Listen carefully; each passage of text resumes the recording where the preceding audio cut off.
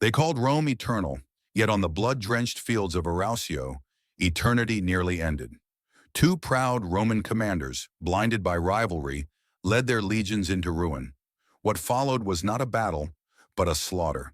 80,000 soldiers cut down, the earth itself drinking Rome's pride. From the north came the storm, the Cimbri and Teutones, a tide of warriors and families moving like fate itself. Rome staggered, her future trembling, until one man rose to turn despair into destiny. Stay with us as we journey through Rome's darkest hour, when arrogance birthed disaster, and a single leader forged salvation from ruin. This is not just the story of a battle, but of how armies, empires, and destinies are remade. Subscribe and march with history. In the year 105 BC, the Roman Republic stood at a crossroads of arrogance and fate. Its armies had marched across continents, its banners had flown over conquered kingdoms, and its people believed the gods themselves favored their dominion. Yet on the plain near a small Gallic town called Arausio, that illusion was ripped away in a single day of horror. Rome's disaster was not born on the battlefield, it was forged in the hearts of men. Two commanders shared the responsibility of defending Rome's northern frontier.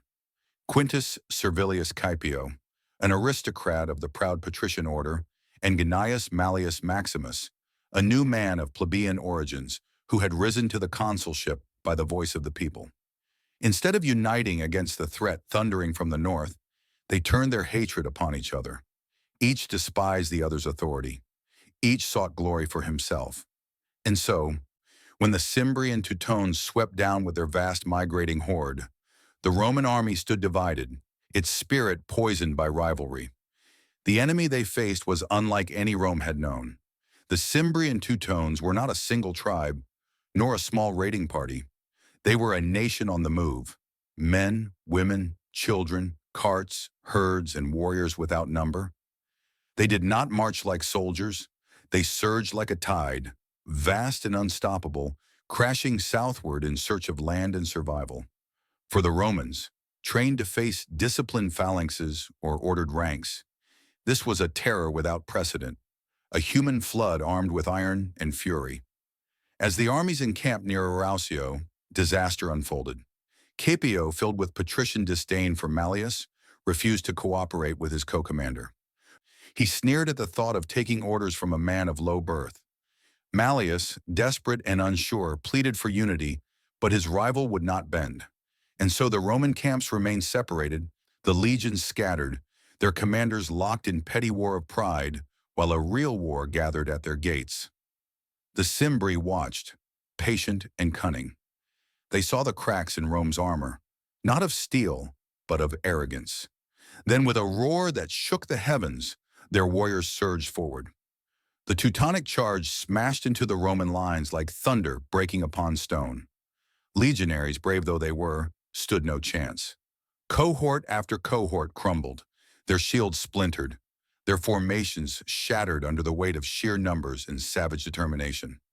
What followed was not battle but butchery. The field became a slaughterhouse. 80,000 Roman soldiers fell, their corpses carpeting the earth in crimson. The river Rhone itself was said to run red with blood as thousands drowned, fleeing in desperation. The air filled with screams, the clash of steel, and the triumphant cries of Rome's enemies. Arausio became not a name of victory, but a wound seared into the heart of the Republic. Worse still, the shame did not end with the soldiers. Thousands of camp followers, wives, children, merchants, and slaves, were butchered or dragged into captivity. Rome's pride was annihilated not only in its military strength, but in its very lifeblood. The Republic had boasted of its invincibility, but at Arausio it was shown mortal, fragile, vulnerable. Never before had such a vast army of Rome been destroyed in a single day. Even Cannae, the infamous slaughter wrought by Hannibal, paled beside the scale of this devastation. In the streets of Rome, grief and terror spread like wildfire. Reports arrived of legions annihilated, of commanders disgraced, of enemies advancing unchecked. Mothers tore their garments, fathers cursed the Senate, and the city seemed to tremble under the weight of despair. Senators whispered of divine wrath, of omens ignored, of gods who had turned their faces from the Republic. Others feared that the barbarian tide would not stop at Gaul, that it would sweep into Italy itself, into the heart of Rome. At Arausio, Rome did not simply lose an army. It lost its illusion of destiny. The eternal city, once a conqueror, now stood on the brink of ruin. The nightmare had begun, and it stalked Rome with relentless steps. In the smoking ruins of Arausio's legacy, when the Republic wept and its enemies thundered ever closer, a single man began to rise from the shadows of despair. His name was Gaius Marius, a soldier of humble origins, hardened in the dust and blood of countless campaigns. He was not born into the patrician elite who traditionally commanded Rome's legions. He was a novus homo, a new man, the son of farmers from Arpinum. Yet it was this very difference, this distance from the pride and arrogance of aristocratic Rome, that made him the savior destiny demanded. Marius had already made his name in the campaigns against Jugurtha of Numidia. He was known for his relentless discipline, his sharp eye for strategy, and his willingness to share in the hardships of his men. Where other generals dined on silver plates, Marius ate from the same rations as the soldiers. Where others sought luxury, he endured the mud, the cold, and the long marches beside his legionaries.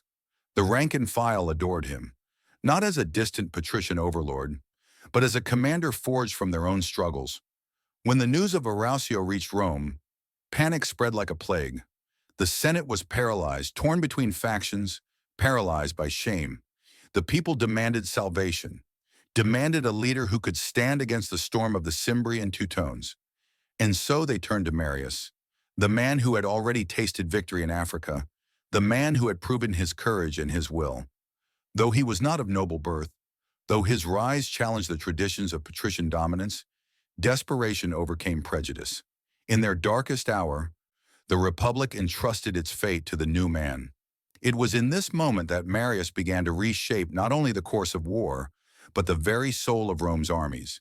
He understood what Arausio had revealed, that the Republic's legions, still built on the ancient model of citizen soldiers, were brittle and unprepared for the enemies now battering its gates. The system relied on land-owning farmers who could be summoned for campaigns, then dismissed back to their fields. But the disasters of the age showed the cracks in this tradition. Rome needed something new, something permanent, professional, unyielding.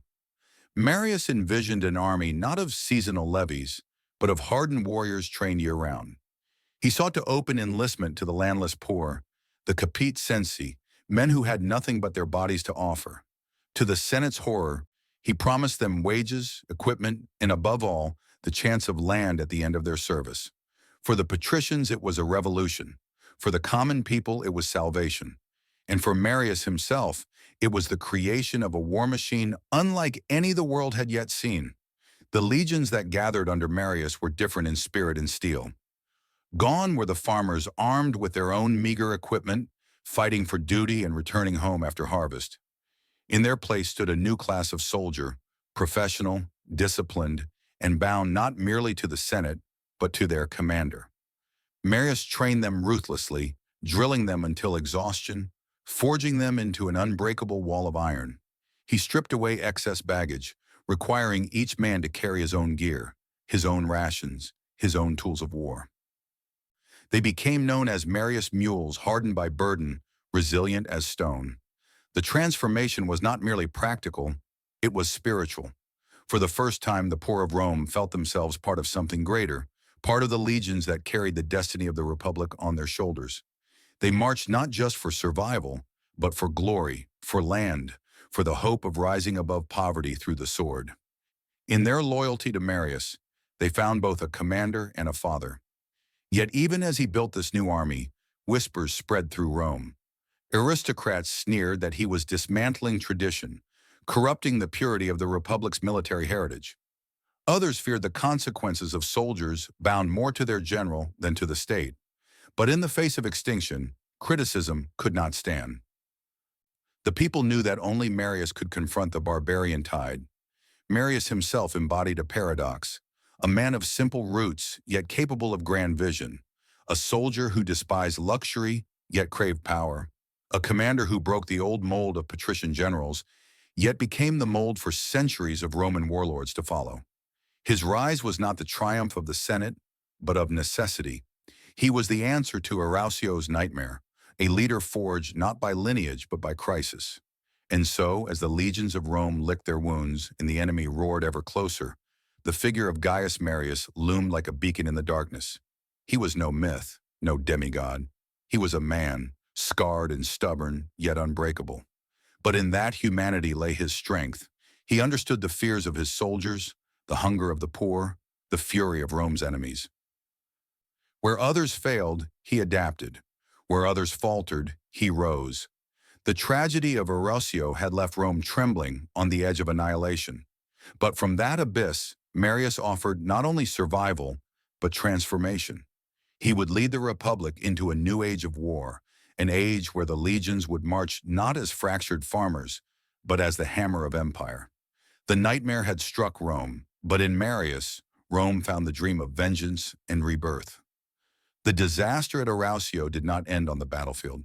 Its echoes rolled southward, carried on the terrified lips of survivors, until they thundered within the walls of Rome itself. The eternal city, so often accustomed to victory, now shuddered as though the gods had struck her foundations. For generations, Rome had imagined herself invincible. But with 80,000 legionaries lying dead in foreign soil, the illusion shattered. The Senate chamber, once the theater of confidence and eloquence, became a place of panic. Senators shouted, accusing each other of incompetence, of negligence, of treachery. Some cried for vengeance, others demanded peace. The old patrician families, once united in their pride, bared their teeth at one another. Rivalry turned the curia into a battlefield. Words the weapons, pride the blood, spilled. As if the Senate had learned nothing from the duel of Capio and Malleus, division deepened when unity was most needed.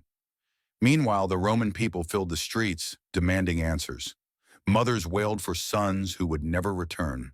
Wives clutched their children, terrified that the barbarian tide might soon wash over Italy itself. Merchants closed their shops, fearing collapse. The Forum, once alive with trade and chatter, became a stage for grief and fury. Rome's citizens were not merely mourning, they were afraid. For if the legions could be slaughtered so completely, what hope did unarmed citizens have against the barbarian horde? And the barbarians were coming. Reports told of the Cimbri and Teutones moving southward, not as a raiding party, but as a nation. They were no fleeting menace, no bandit force to be scattered. They came with their families, their wagons, their gods carried upon carts, their entire people marching as one. The Roman imagination, steeped in fear, magnified them into giants, monstrous men with hair like fire and eyes like wolves. Tales spread that they were taller than ordinary men, stronger than oxen, born for war. Whispers of omens filled the taverns and temples alike. The Republic trembled not only at the enemy's strength, but at its own helplessness. In this atmosphere of dread, the failures of Arausio became symbols of a deeper sickness. Pride had blinded the commanders, but pride also stained the Senate and poisoned the Republic's politics. Ordinary citizens asked, what good were noble bloodlines if their arrogance cost Rome its legions? What good were ancient traditions if they led only to graves? The people began to clamor for new leadership, not patricians bound by arrogance, but men of merit, men of action. The Senate, however, resisted change. The aristocrats sneered at new men, like Marius, fearing that if the old order crumbled, their wealth and power would crumble with it. They saw the defeat at Arausio not as a lesson, but as an inconvenience to be covered by pomp and ritual. They sought scapegoats rather than solutions, offering sacrifices to the gods, punishing minor officials, issuing decrees that rang hollow. Yet outside their marble halls, the people knew that Rome's survival could not be prayed into existence. It had to be fought for. The Republic's enemies sensed the weakness. Across the provinces, murmurs of rebellion stirred. Allies who had long endured Rome's taxes and demands began to whisper, if the legions could fall so easily, perhaps Rome's yoke could be thrown off. Governors wrote desperate letters begging for reinforcements, but reinforcements did not exist. Arausio had devoured them all. For the first time since Hannibal stalked the Italian countryside, Rome lived in existential fear. Families remembered the days when Carthaginian war elephants had thundered through their vineyards and fields. Now another barbarian menace loomed, different in origin but no less terrifying. In the temples, priests read omens in the entrails of animals, declaring that the gods were displeased. In the streets, prophets and charlatans proclaimed doom, gathering followers with cries that the end of Rome was near. Panic was no longer just fear, it became prophecy. Amid the chaos, one truth emerged with brutal clarity. Rome could not endure another Arausio. The Republic had to change, or it would die. The old way of raising armies, summoning farmers who preferred plows to sword, was broken. The faith in aristocratic generals more concerned with honor than victory was broken. Even the Senate's authority, once unquestioned, now seemed brittle. The Republic teetered on the edge of collapse, its greatness revealed as fragile, its unity an illusion. And yet within this collapse lay the seed of rebirth. As despair tightened its grip, the name of one man passed from mouth to mouth: Marius. He was no patrician idol. He was flesh of the people, tempered in hardship. To the terrified citizens of Rome, he represented more than a general. He was hope itself, a figure who might gather the broken pieces of Rome and hammer them into something new. The Republic staggered like a wounded giant, bleeding pride and power, surrounded by enemies and betrayed by its own arrogance. But in the rubble of fear and failure, Marius prepared to rise higher still. He would not simply mend Rome, he would remake her. The tragedy of Arausio had left scars upon the city, but in those scars, destiny carved the path toward transformation. Rome was riven, shaken, humiliated. Yet it was not finished. The storm had struck, but storms can also clear the air. From this chaos, the Republic would give birth to a new kind of army, a new kind of commander, and, though it did not yet know it, a new kind of world. They came not as a mere army, but as a people in motion, an avalanche of flesh and steel pouring southward from the mists of the north. The Cimbri and the Teutones were no ordinary adversaries for Rome. They were a migration, a storm of tribes so vast that to the Roman mind, they seemed less like men and more like the will of nature itself. Imagine it, not 10,000 warriors nor 20, but hundreds of thousands, a living river flowing across the land. The vanguard were warriors clad in furs and iron, their long hair streaming, their massive frames towering over the men of Italy. Behind them came wagons creaking under the weight of families and supplies, oxen dragging carts filled with children, women, and the aged. It was a nation on the march, not seeking mere plunder, but a place to settle, a destiny of conquest written in their numbers. The Romans, who measured power by legions, struggled even to count this tide. They spoke in fearful tones of the Cimbri's size, describing men with shoulders like oak beams, wielding swords that seemed forged for giants. The Teutones were said to fight with a frenzy bordering on madness, their war cries shaking the courage of even seasoned soldiers. Whether these tales were truth or embellishment, one fact was undeniable. Wherever the tribes passed, they left ruin. They had already humbled the Republic at Arausio, grinding 80,000 legionaries into the earth. But their victory did not sate them. Their march carried them deeper into Gaul, and whispers told of their intent to push further south, into the fertile lands of Italy. For Rome, it was not simply a threat of defeat, it was the specter of annihilation. If the Cimbri and Teutones broke through, the eternal city itself could be overrun, its streets echoing with foreign tongues, its temples defiled, its people enslaved or slaughtered. What made them so dangerous was not just their size or ferocity, but their unity. Unlike the fractured tribes Rome had so often crushed, the Cimbri and Teutones moved as one, bound by the desperation of migration. They fought not for glory or plunder alone, but for survival, the most primal and unbreakable cause. Behind every warrior's shield stood his family. Behind every sword swung the weight of an entire people. Defeat for them meant extinction. That made them terrifying foes. To the Romans accustomed to wars of strategy and territory, this was alien. The barbarian horde could not be bribed with gold or divided with treaties. They could not be starved into submission, for they carried their sustenance with them, herds and wagons stretching to the horizon. Diplomacy failed, fear failed, and at Arausio, arms had failed. The Republic faced an enemy it did not understand, an enemy it had never prepared to fight. The sight of their encampments chilled the blood of any scout who dared approach. Great wooden wagons circled into fortresses, women tending fires while warriors sharpened blades and sang songs of war. Children played with wooden swords, mimicking the ferocity of their fathers. At night, drums pounded like the heartbeat of the earth, and flames painted the sky red. To the Romans, it seemed a gathering of giants at the edge of the world, preparing to descend upon civilization itself. Their leaders, too, inspired dread. The chiefs of the Cimbri and Teutones were not kings in the Roman sense, but warlords chosen for their strength, courage, and charisma. They commanded by example, leading charges, feasting with their warriors, standing as living embodiments of the tribe's will. Stories reached Rome of a queen, Teutonicus's wife, who marched with the warriors, urging them forward, fierce as any man. Such figures blurred the line between myth and reality, giving the tribes an aura of otherworldly power. Rome's fear magnified their legend.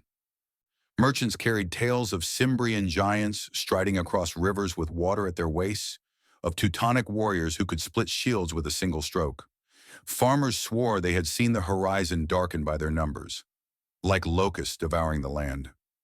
Each story grew in the telling, until the Cimbri and Teutones were less an enemy than an apocalypse made flesh. But beneath the myths lay a simple, terrible truth. They were relentless. Defeat did not dissuade them, it hardened them. Victories like Arausio only emboldened them. They were not a raiding band to be scattered and forgotten. They were a nation that had already crossed mountains, rivers, and empires to reach Rome's doorstep. To stop them would require not just courage, but transformation. This was the shadow that fell upon the Republic in its darkest hour. The Senate argued, the people despaired, and the legions lay in graves. Meanwhile, the Cimbri and Teutones advanced, unstoppable, indifferent to Rome's traditions and politics. They did not fear the Senate's decrees, nor the boasts of patricians. They knew only the hunger of their children, the weight of their wagons, the fire of their gods. To face such an enemy was to face inevitability itself. And yet, in the terror they inspired, they also summoned Rome's salvation. For only an enemy so vast, so alien, so terrifying, could force the Republic to abandon its pride, to change, to become something new. The nightmare that stalked Rome carried with it not only the threat of destruction, but the crucible of rebirth. The Cimbri and Teutones were more than foes. They were destiny's hammer, testing whether Rome was truly eternal or merely mortal after all. Out of the chaos, out of the humiliation of Arausio, rose the figure who would reshape Rome's fate. Gaius Marius, already whispered of as savior, was entrusted with extraordinary power. The Republic, desperate and shaken, turned to him not simply as a general, but as the embodiment of survival. In him, Rome found its last hope. In him, the shattered legions would be reborn. Marius was no aristocratic dreamer bound to tradition. He was a soldier first, a pragmatist who understood that the old ways had failed. The catastrophe of Arausio had proved that Rome could not rely on short-term levies of farmers and landowners, summoned to fight when needed and dismissed when the harvest called. Against an enemy like the Cimbri and Teutones, relentless, countless, migratory, such a force was brittle, temporary, doomed. Rome needed permanence, Rome needed transformation, and Marius would deliver it. The first of his reforms was radical. He threw open the gates of the legions to the caput sensi, the head count, the landless poor, men who had previously been deemed unworthy of service. Where the Senate saw rabble, Marius saw steel. These were men with nothing, and men with nothing could be forged into warriors with everything to gain. To them, military service was not a burden, but a lifeline, a chance for bread, for land, for honor. For the first time in Rome's history, the legions became professional. Soldiers would serve not for a season, but for years, trained, hardened, bound to the army as a new way of life. Marius ensured they were armed at the state's expense, equipped with standardized weapons, shields, and armor. No longer would Rome's military power be fragmented by the wealth of individual farmers. Now it would march as a single, unified machine. He drilled them without mercy. Day after day, men carried their packs, their weapons, their rations, their tools across endless miles until their shoulders bent and their backs hardened. They built camps with precision, each ditch, wall, and tent laid out like clockwork. They carried their burdens so faithfully that they became known as Marius mules, beasts of endurance, living engines of war. What had once been a weakness, the soldiers' dependence on supply trains, was transformed into strength. Each legionary was self-sufficient, mobile, adaptable. Discipline became sacred. Cowardice was punished with severity, bravery rewarded with honor. Marius shared in the hardship of his men, eating their bread, marching their miles, sleeping on their ground. This was no aloof commander. This was a leader who bled with his soldiers. In return, their loyalty to him was unshakable. They were not merely fighting for Rome, they were fighting for Marius. But his genius was not only in forging soldiers, it was in forging vision. Marius understood that the legions must not merely defend, they must embody Rome's will to survive. He bound the men together with symbols of unity. The eagle standard, the aquila, became the sacred heart of each legion. To lose the eagle was shame eternal. To carry it forward was glory everlasting. The aquila was no mere banner. It was Rome itself, borne upon the shoulders of her sons. Marius also restructured the legions into more flexible, powerful units. Gone was the complicated system of maniples that had once served Rome. In its place stood the cohort, larger, stronger, easier to command. The army could now fight with cohesion, maneuver with precision, adapt to the unpredictable tides of war. This was not evolution, it was revolution. Through these reforms, Marius did more than raise an army. He raised a brotherhood of warriors, men drawn from the gutters of Rome and the farms of Italy, united under discipline, bound by loyalty, sharpened by necessity. They were not citizens temporarily donning armor. They were soldiers first, last, and always. And in their hardened faces, Rome found its salvation. Yet this transformation carried dangers unseen. By opening the legions to the poor and binding them with promises of land and spoils, Marius shifted the allegiance of Rome's armies. No longer were soldiers loyal first to the Senate or the Republic. Their loyalty lay with the general who armed them, who trained them, who promised them reward. It was a subtle shift, almost invisible in the moment, but one that would echo through centuries, paving the way for warlords and emperors yet unborn. For now, however, it was salvation. Rome did not question the future when the present demanded survival, and survive she would, under the iron hand of Marius. As his legions drilled, reports of barbarian movements continued to haunt the Republic. The Cimbri and Teutones prowled Gaul, their numbers swelling, their hunger unquenched. Each message carried dread. They are coming. They are coming. But now, for the first time since Arausio, Rome did not merely tremble. Rome prepared. The soldiers sang new songs as they marched. Songs not of fear, but of vengeance. Their packs weighed heavy, their shoulders burned, but their eyes gleamed with resolve. They spoke of Arausio, not as a wound, but as a debt of blood to be repaid. Each man carried within him the memory of Rome's humiliation, and each man burned with the desire to cleanse it in steel. In the Forum, statues of Marius rose, the people hailing him as their champion. Mothers who had once wailed for lost sons now offered new sons to the legions, trusting that under Marius they would not die in vain. Merchants reopened their stalls, emboldened by whispers that Rome was no longer helpless. Even the Senate grudgingly acknowledged his power. The Republic was not yet healed. The scars of Arausio still ran deep, but under Marius, Rome had begun to breathe again. Her heart, once broken, beat stronger with every march of the legions, every clang of sword against shield, every shout of discipline in the training fields. Marius had given Rome more than an army. He had given her a future born not of tradition, but of transformation, not of arrogance, but of necessity. He had dragged the Republic from despair and placed her once more on the path to greatness. The enemy still waited beyond the horizon. The storm clouds had not yet broken. But when they did, Rome would no longer face them, as she had at Arausio, divided, arrogant, unprepared. She would meet them as a new power, forged in tragedy, tempered in reform, and led by the man who had turned despair into steel. The hour of reckoning approached, and in the figure of Gaius Marius, the Republic marched toward destiny. The long shadow of Arausio still lingered over Rome, but in the year 102 BC, destiny marched from the south of Gaul to meet the Teutones. At Aquae Sextiae, Marius's new legions, hardened, disciplined, unbreakable, prepared to confront the same terror that had once shattered the Republic. This time, however, Rome did not cower. This time, Rome was reborn. The Teutones, vast and restless, advanced in their tens of thousands, their voices rolling like thunder across the valley. To Roman ears, their war songs were the growl of doom returned. They mocked the legions, shouting that they would carry the Roman women as slaves back to their northern homelands. Yet within the Roman lines there was no trembling. The soldiers, Marius's mules, adjusted their packs, tightened their grips on their shields, and waited. Marius, calm as iron, set his trap. On the heights above the valley he concealed part of his force, hidden among trees and rocks. When the Teutones hurled themselves against the main Roman line, when their mass pressed forward in arrogant confidence, Marius would unleash his hidden legion like a thunderbolt.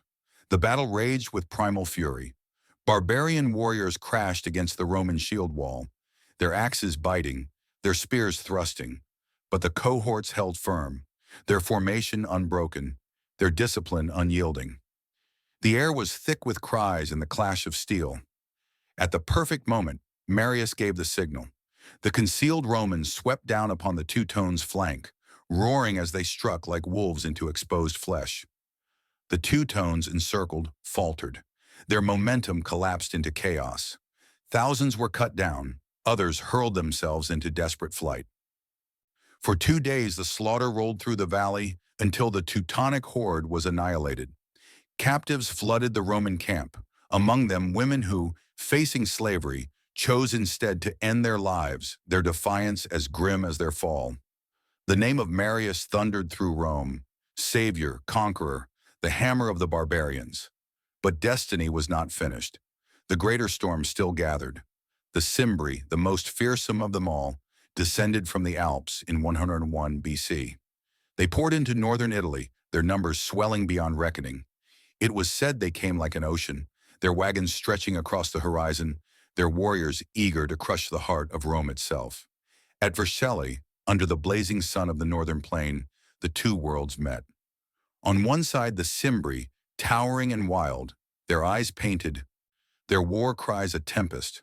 On the other, the legions of Marius, silent, immovable, their eagle standards gleaming like fire.